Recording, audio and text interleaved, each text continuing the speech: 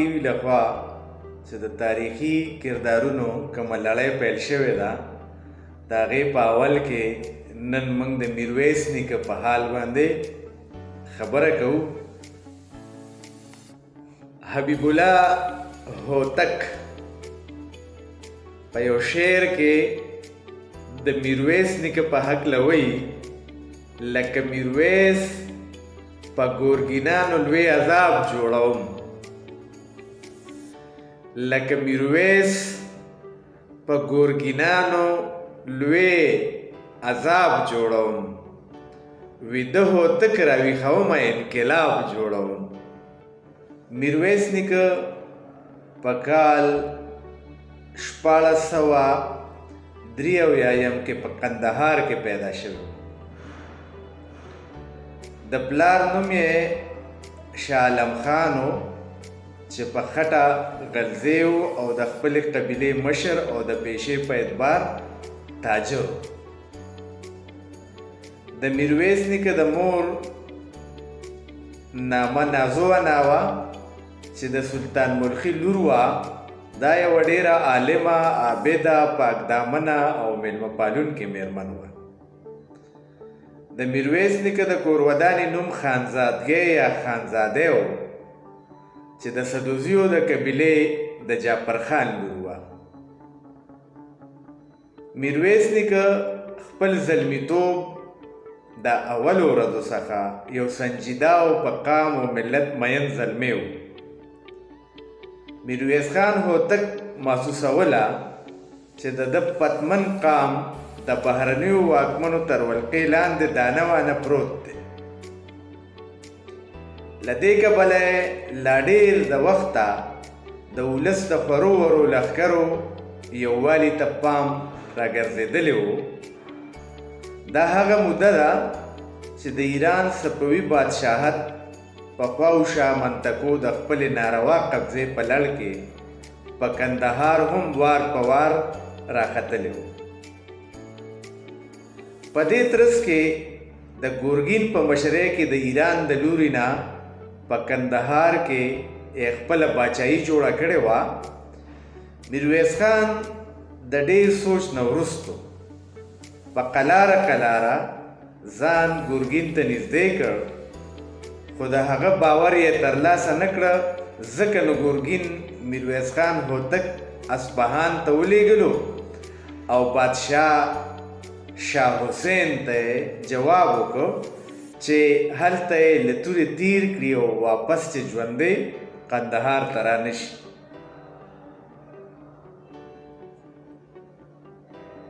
هلته په رسېدو باندې شاه حسین باچا دې نظربند کړ.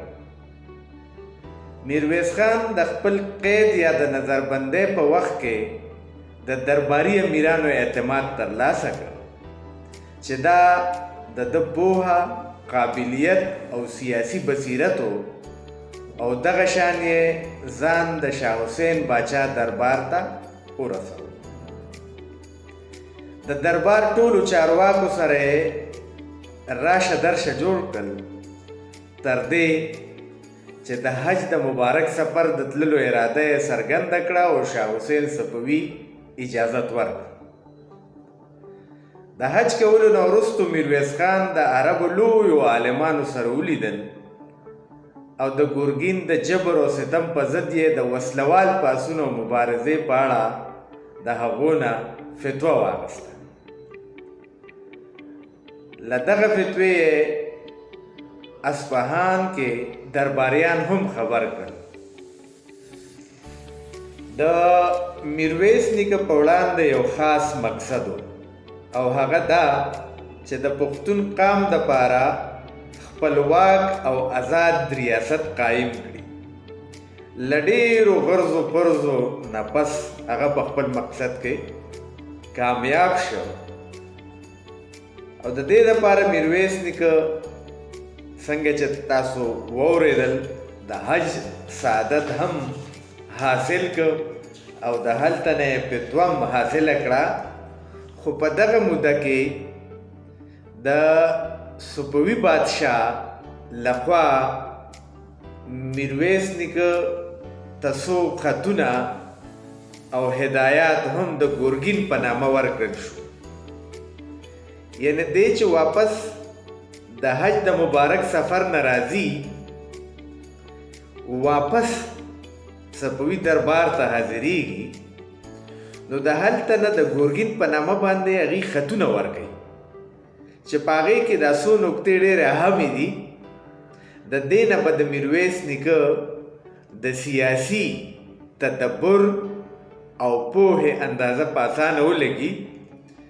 اول، د میرویس به ډېر احترام او عزت کې ګورګین ته لیکلي دي چې د میرویس به ډېر احترام او عزت کې.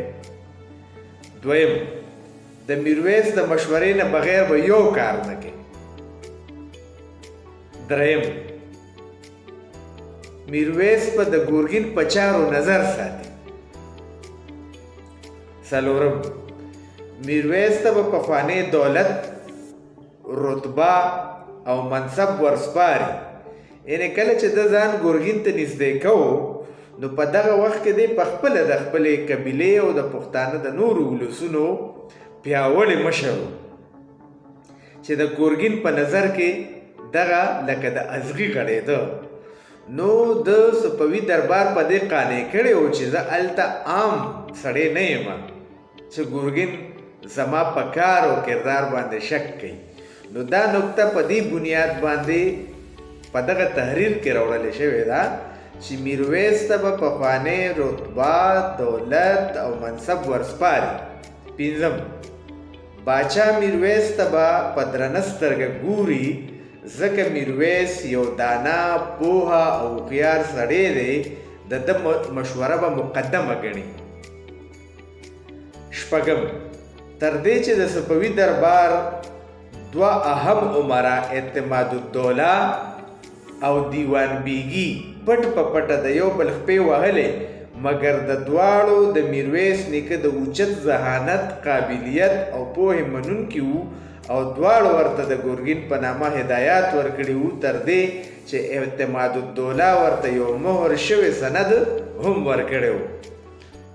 ګورګین د میرویس خان قندهار ته په راتګ حیران هم شو او پریشان هم، ځکه چې هغه ته خپله چاړه په اوبو کې ښکارېده. میرویس خان پښتانه سره جرګه کړل او د را روانو حالاتو په اړه یې صلاح مشوره سره وکړه. پرېکړه وشوه چې د بلوچانو سرداران او د پښتانه قبیلو لکه ترین او کاکړ دی د سپویانو د قلنګ نه انکار وکړي. هغوی د میرویس خان هوتک خبره ومنله او د ایرانیانو د ټکس د باجګزارۍ نه یې انکار وکړ. ګورګین چې له دې خبر شو، نو ډار هم واخیست او غوسه هم شو او 6,000 لښکر یې په جوب ورسم کړ. میرویس خان دا موقع غنیمت وګڼله او 2,000 سرتیري پښتانه یې ورپسې روان کړل. ګورګین وګڼله چې میرویس خان زما کومک ته راغلی دی. په ظاهره خو دغسې وه، خو دغه فقط یو سیاسي حربه وه او کله چې د ګورګین لښکرو ډوډۍ وخوړه، نو د خوراک نه وروستو د هغه لښکرو دومره شرابخوري وکړه یا دومره شراب پرې وڅښلی شو چې د پاڅېدو نه ووتل. همدا وخت چې د میرویس نیکه لښکرو دغه پوځونه له تیغه تیر کړه او بیا واپس قندهار ته راغی. د هرات حاکم محمد خان هم له ناخوالۍ ورسره ملګری شو او دلته په قندهار کې هم پاتې ایرانی عسکر ووژل. دا وخت یې د ابدالیو په مرسته د خسرو خان مخه هم ونیوله. له دغه حملې وروستو داود شاه د هلمند په سیند پورې وتلو او په قندهار کې محصور شو او میرویس خان پرې حمله وکړه او دغه شان خسرو خان هم ماتې وخوړه. د دې پیښې نه وروستو صفوي درباریانو د رستم خان په مشرۍ کې د پښتنو د راپرځولو دپاره په قندهار یرغل وکړ. د ملي اتل میرویس خان هوتک په وړاندې تورې پسې شوې او شکست او ماتې مقدر یوړ. دې سره سم په قندهار کې د پښتنو د باچایۍ د بنیاد تیږه کېښودې شوه. دا لوی سالار او ملي مبارز د دسمبر په 25مه نیټه 1915 میلادي کال کې د 240 کالو په عمر کې د دې دنیا نه د تل دپاره لاړ په ګورې نور شه. د میرویس نیکه د مزار په ډبره باندې دا ټپه لیک ده: د ننګ ټوټه به مې هر هډ وي، د ننګ ټوټه به مې هر هډ وي، که پس له مرګه په مزار راشي مینه. د ننګ ټوټه به مې هر هډ وي، که پس له مرګه په مزار راشي مینه. لکه میرویس په ګورګینانو لوی عذاب جوړوم، اوده هوتک راویښوم، اوده هوتک راویښومه انقلاب جوړوم.